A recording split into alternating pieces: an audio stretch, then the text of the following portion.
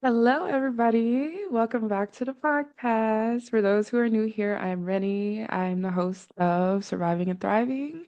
And today is a really special episode because I have my first guest of the new series, The Conversation, Aria Young. And I'm so excited to speak with Aria because part of my healing journey is learning to reconnect with my heart and reconnect with love after spending so much of my life functioning from a place of fear. And so when I think of someone who I feel leads from the heart or teaches from the heart, it's Arya. And so I'm so excited to connect with you today, Arya. I'd love for you to just share a little bit about yourself and we can get started. Ah, Thank you so much. Thank you. Thank you. I'm so happy to be here. My name's Aria. I am a spiritual somatic coach. I lead yoga and meditation classes. I've been doing this for like 10 years online and offline. And yeah, my intention is really to bring people home to the medicine of connection. And a lot of that is through the portal of the heart, is really returning home to what a true pure love is and allowing that to be such a deep guiding force in our healing journeys and transformation and all the changes that we're making in our lives. And this is also a big part of my mission is to allow that process to be a part of connecting back with the earth and the elements. And so I also teach children with my children's book to support this and hold family workshops and things. So integrating where is I'm welcome. So I'm really happy to be here to be chatting. It's been a minute since I've been on a podcast. So thank you so much for having me. No, I'm so excited and honestly honored. I feel like you're the perfect person to talk to, especially right now, because this has been coming up a lot for me at this stage of my healing is what it means to reconnect to love, what love means. I've been reading All About Love by Bell Hooks, if you're familiar with that book, and I've just been really like diving into love, like just trying to deepen my understanding of what that is because a big part of my recovery and a big part of the struggle with BPD, which is my diagnosis, is feeling so disconnected from self and so disconnected from love. And so when I am deepening my understanding of what that is, those two are intertwined. The more I'm learning that I am love. Those things are connected. Mhm. Everything's really connected.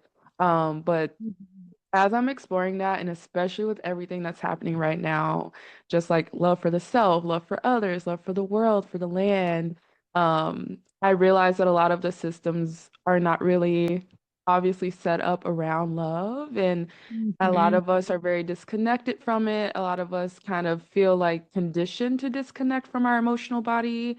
And so we're seeing a lot of that fear because we're really conditioned by systems that lead by fear rather than love. And so I really want to talk a bit about your own personal journey of like what it's looked like for you to reconnect with your heart space, and then talk a little bit about how you guide other people to do the same. Yeah. Oh, it's such a loaded question. I'll do the bullet points. But for me, like growing up, I didn't really, as like the second child, I really looked up to like my older sister. I really looked up to my parents, and I witnessed a lot growing up that kind of shaped who I was, but it wasn't necessarily bringing me back to myself.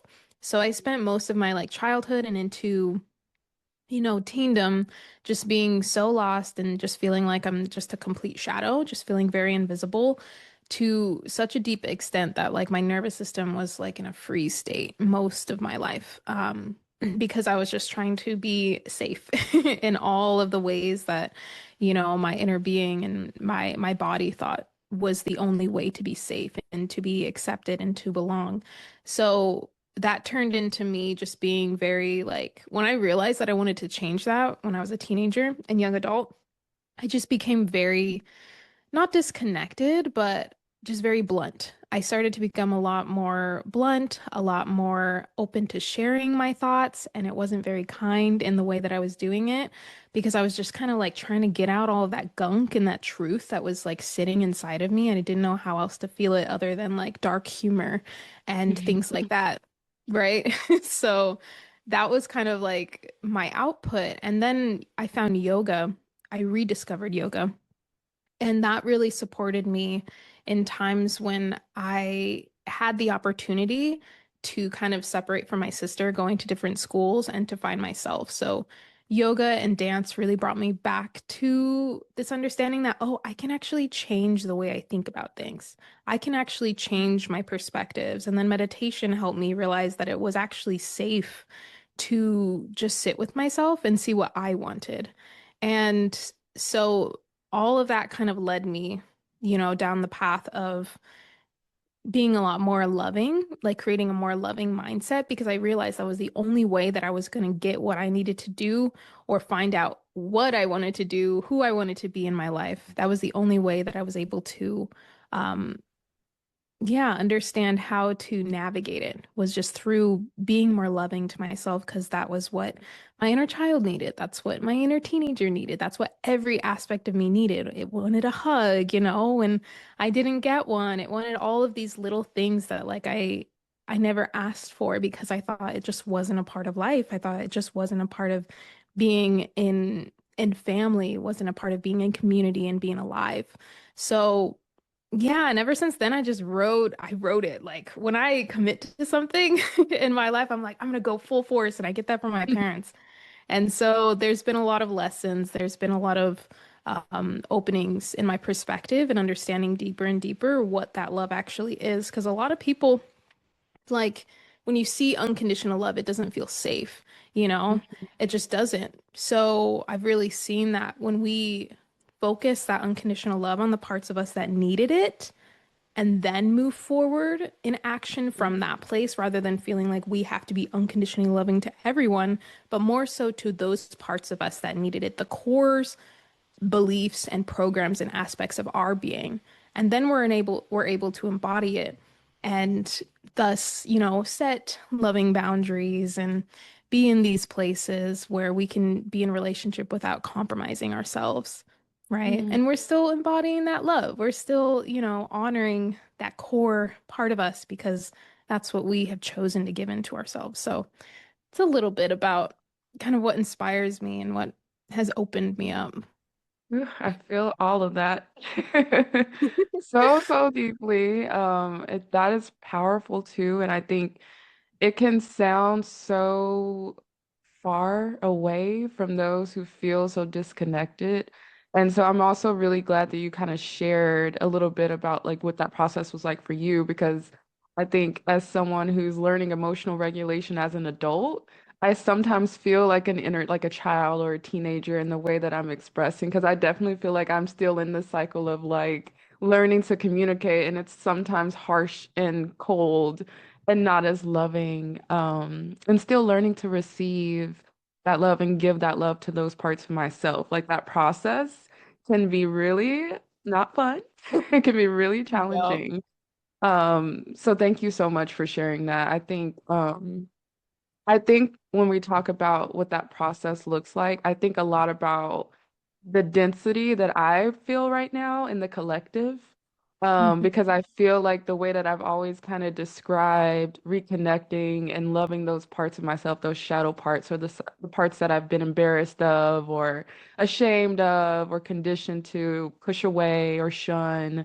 I kind of called it like a purge season. Like a lot of these things are coming up, and it's like I'm fighting against myself, and it's uncomfortable. And I can Mhm. feel that heaviness in the collective as we become more consciously aware of these parts of ourselves, like not only within ourselves, but within, the collective.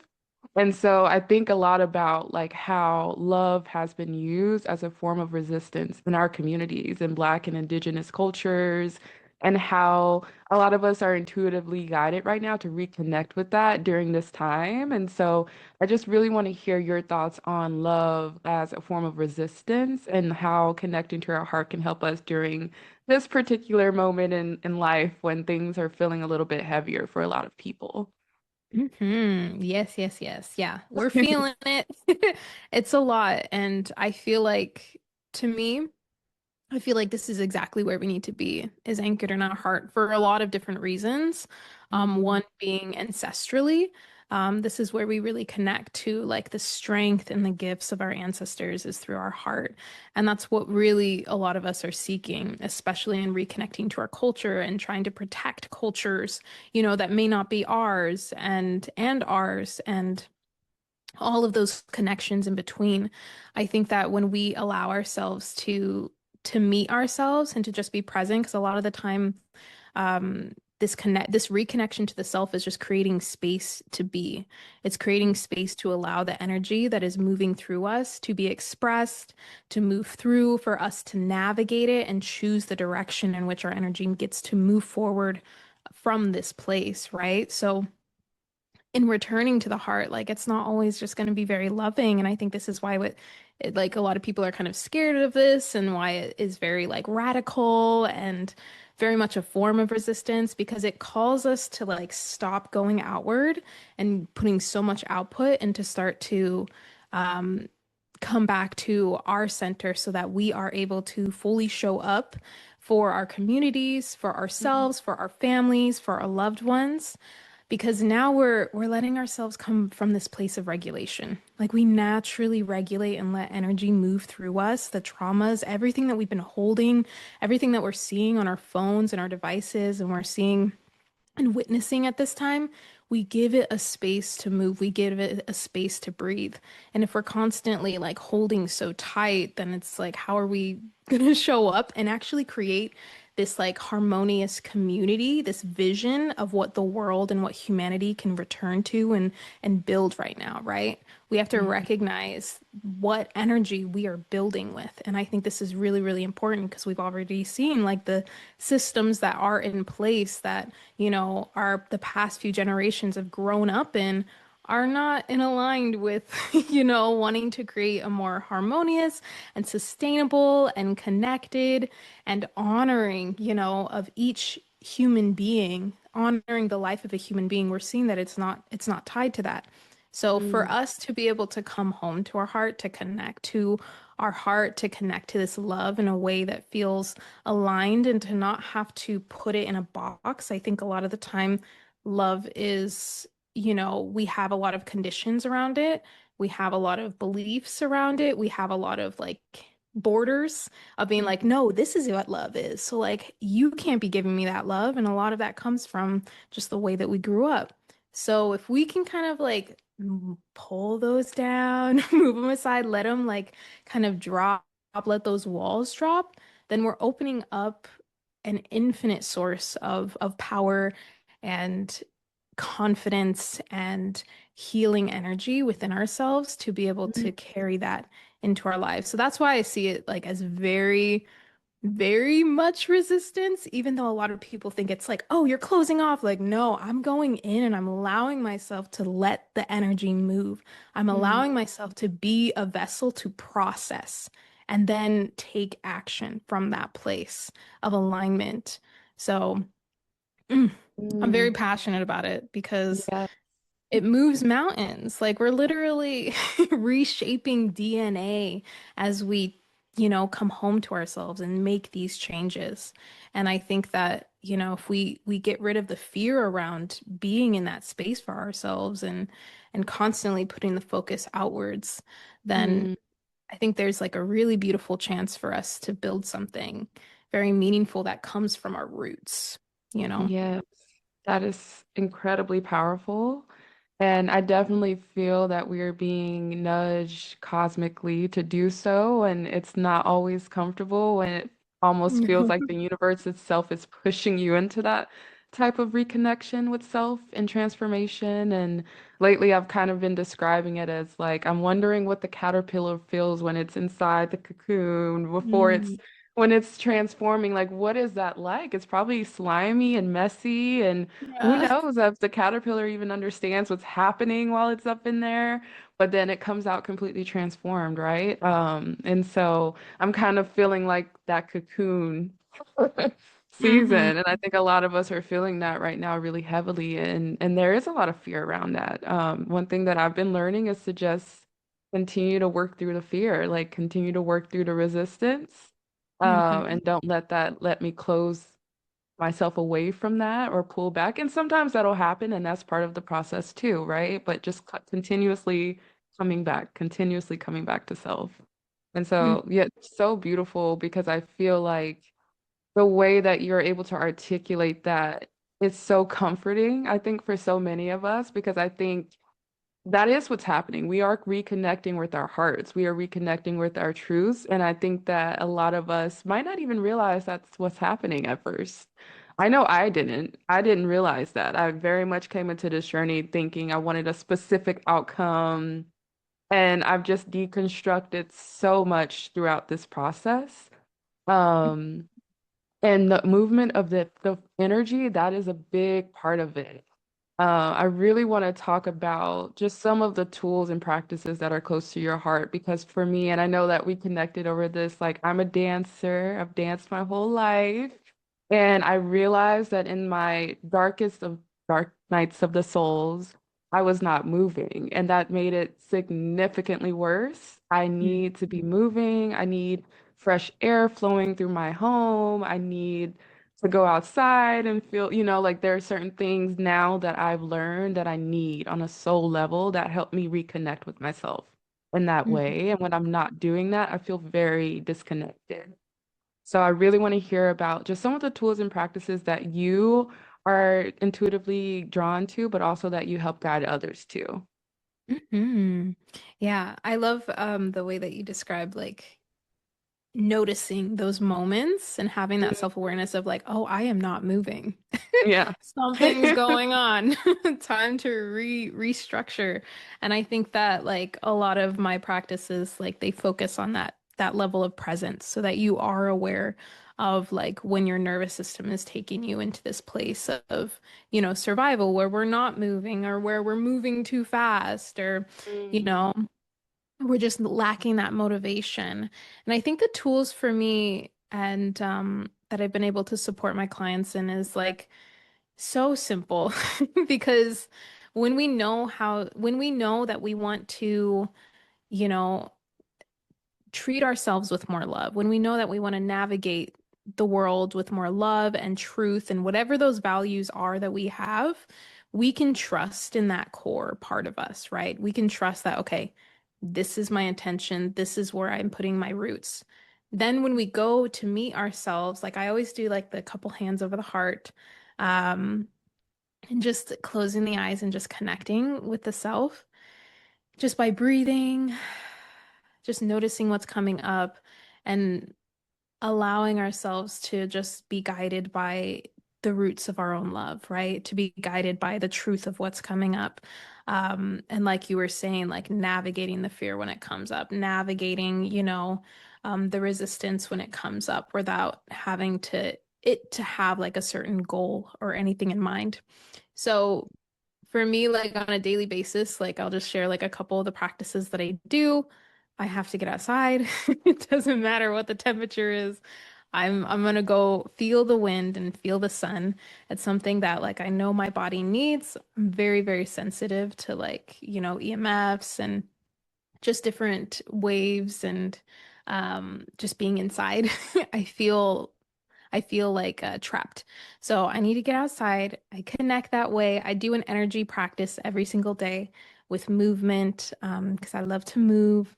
So that's something that I teach as well as these types of energy practices to cleanse your energy, shield your energy, protect your energy, and then guide it.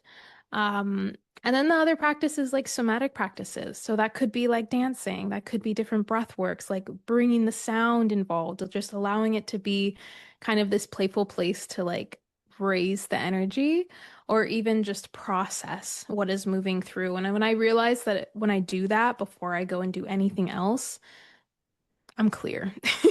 Like there mm, is clarity. So I feel like those things are so, so helpful at any time during the day because it helps you, okay, lock back in to mhm. truth, lock back into like your core roots so that you can move forward. And I think that's just like a really big part of what I support people in as well. Mm. And then it just, it goes deeper into, we could go into the inner parts and really healing and being with those aspects of ourselves. But the first step is just like meet yourself and don't put a time Mhm. limit on it. If you need to set a timer, but like otherwise, like follow the flow of your energy in that day with through the lens of unconditional love. And you watch what happens.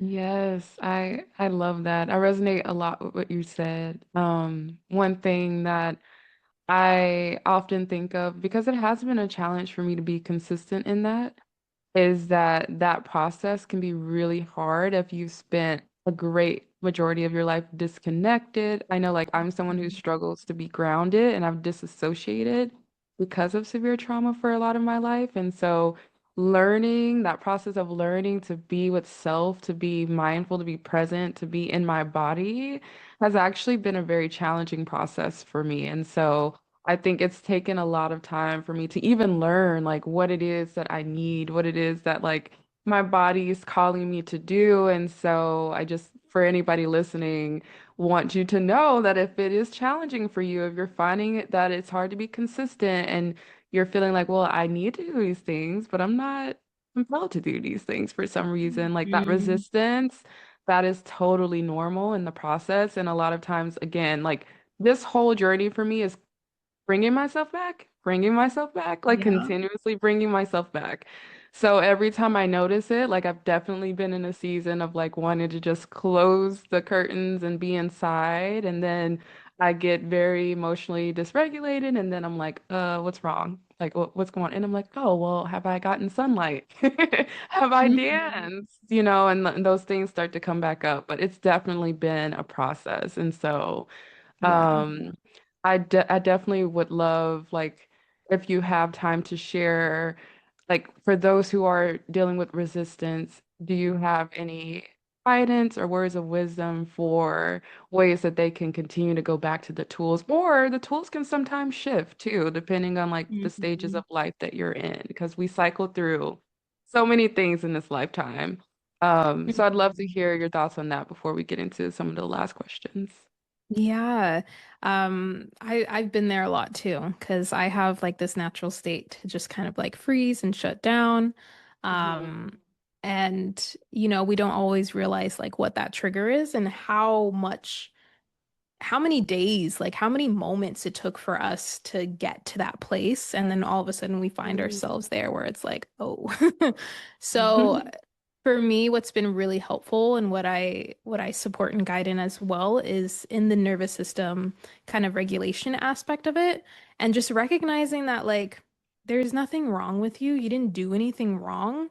This is just your body's way of saying that there was something that was just like too much. Mhm. Something very little, even in your subconscious and in your nervous system, that just kind of activated this need to be in this place because it perceives it as safe, right? And if we Mhm. are choosing safety to be like choosing to have our body and our beings be a safe space at any given time and moment, then we can start to recognize like, okay, I obviously, yes, get to regulate my nervous system, do some really gentle things like movements, and things just a little bit every single day. You don't want to like overwhelm yourself. This is something I learned. Like, don't Mhm. go and do like every practice and go for a run. Like, maybe it'll help, but if you've been in this state and you're meeting the resistance consistently, then this is like asking for so much more softness and Mhm. gentleness and a lot less pressure. Because I feel like when we're in these places for long term, like we have a lot of pressure to like want to get out of it. And because we're like, no, I know myself. And and I feel like I know that's for me, like I get impatient almost and I Yes. kind of get frustrated because I'm like, why? Like, but I'm like, no, is that honoring your core value of like being unconditionally loving to yourself, honoring your truth, you know? Not at Mhm. all. So Mhm. when we can kind of anchor gently into those roots and those values and do those kind of gentle movements to support us just somatically and coming to a place where, oh, now my mind is not racing. Now my mind is not taking me to all of these dark places. Now the body is starting to relax a bit more in the joints. Um, then there is space. Then there will be so Hmm. much more spaciousness. But that I always see that as like the very, very first step, especially when we're meeting resistance, especially when we're going to wanting to go into deeper places within connection to ourselves. We need to first recognize like what are those patterns? A lot of us know what they are. How can we support ourselves in moving gently every single day to come into a space of spaciousness where we don't need to Hmm. go full force into it, but we get to kind of like, okay, I see myself now. Things are a little bit clearer. Let's use that with a lot of intention, you know? So, first Yeah. step, because it's not easy. It's No, not. no. And I feel you on the impatient piece as a fire sign with a Virgo moon. Mm, I'm very much like put a deadline on my own healing, and I've had to learn how to slow yeah. down and like, no, this is a process. It takes a lot of time and patience and love. And love is Mhm. patience. Those things are also intertwined. So I know we're coming up on time. I really want to talk a little bit about, you said noticing patterns. And so one thing that's been coming up for me in this whole process of returning to love and returning to self is how it coexists with boundaries with myself, discipline and boundaries with myself, but also with others, and accountability, especially as like some of like the heavier emotions come up because with the things that come up, a lot of guilt can come up, a lot of shame can come up, and it could be easy to like get lost in those feelings and disconnect from the heart again and disconnect from love again because now you're kind of Mhm. stuck in the shame and the guilt of whatever's coming up. So I want to talk a little bit about like what your process has been about working through those denser, heavier parts of the return, the remembrance, the return to love. Yeah.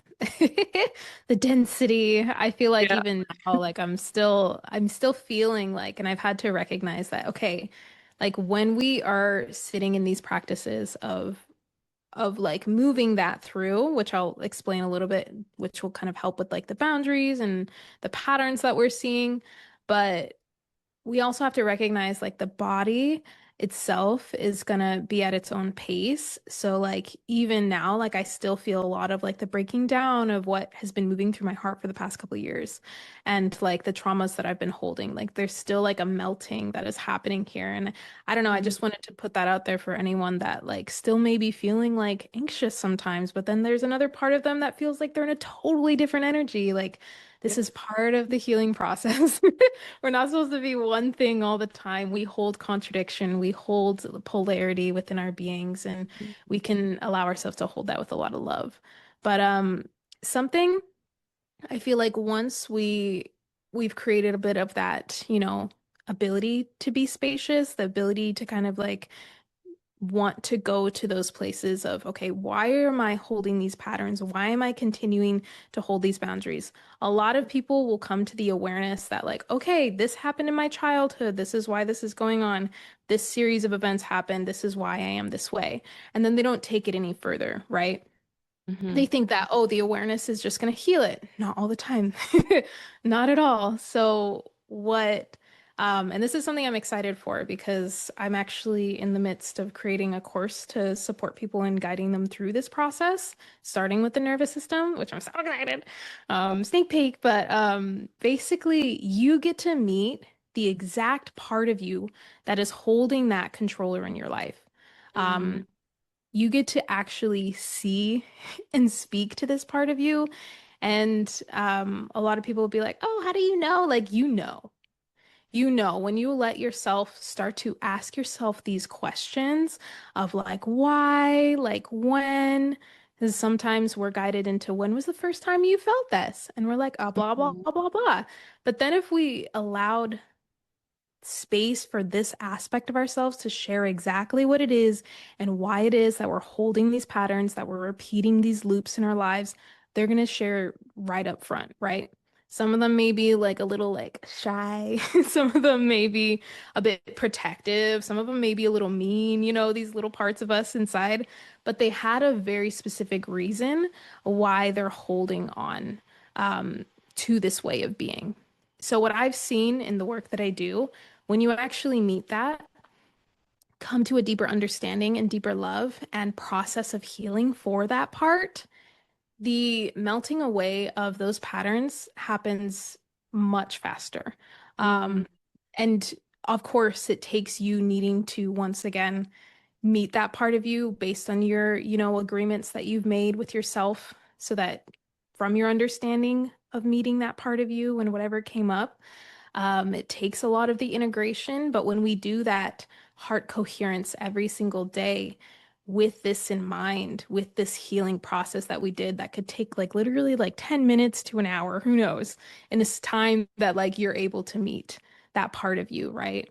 Then we mm, start to see, okay, your external starts to meet the internal environment in a brand new way. And I think like what I've seen in the work and being in a lot of spaces, that's a lot of the time the missing link is like actually going to the root and meeting with that part of you from yourself. Because mhm, you could be guided by anyone else to do it, but when you can do that yourself, oh, it's like instant. The transformation just you're just like, whoa. It starts like ramping up, other layers come through, and then you're just so much more capable of holding that part of you because now you understand yourself and you mm, see what you're holding and what you're choosing to move into. And it gets to be very simple because then you're just returning to presence, taking that awareness and guiding it after you've made that point of meeting that part of you to change the mm. pattern. So hopefully that kind of makes sense. Yes, no, I love it. I have so much I want to say to that, but I know we're coming up on time. And I love that you have an offering coming up to explore that. Immediately, my brain was like, please sign me up. This is a practice that I've been doing, but I was kind of intuitively led into it. It just happened Yeah. naturally. And so just hearing that you have a space to kind of offer some guidance on that, what that looks like is beautiful. And so I'd love to hear more about other offerings or events or projects you have coming up that you're excited about, that can help us reconnect with our heart. Yeah. So I do have a free gift. It's kind of like the first step of this process for those that are, yeah, just wanting to reconnect with themselves in a really simple way that can support the nervous system and regulation and more awareness and presence. It's called the Heart Moment. So that's kind of a free gift that anyone can grab. I hold women's circles. I didn't mention that before, but I hold women's immersions. So we actually have our final one of the year, and I'm making it a huge full day retreat, and it's going to be so loving, so earthly, so elemental. It's on November 9th. And then, yeah, stay tuned. Follow me on YouTube, Instagram, TikTok, all at Aria Z Young. I'm hoping to have some free masterclasses and just a guidance piece of going deeper into liberating that love inside of us. So stay tuned. Yay, I'm so excited. Thank you so much. Thank you for the work that you do to help the collective, to help all of us reconnect with ourselves and heal. It's so needed. It's so needed. This work is definitely shifting us all forward for the better. And it just brings me hope to even know that there are people like you putting this type of love out into the world. So thank you so much, and thank you for being on the podcast. And again, follow Arya at Aria Z Young on social media. I will have the links in the show notes. And until next time, bye. Bye. Thank you.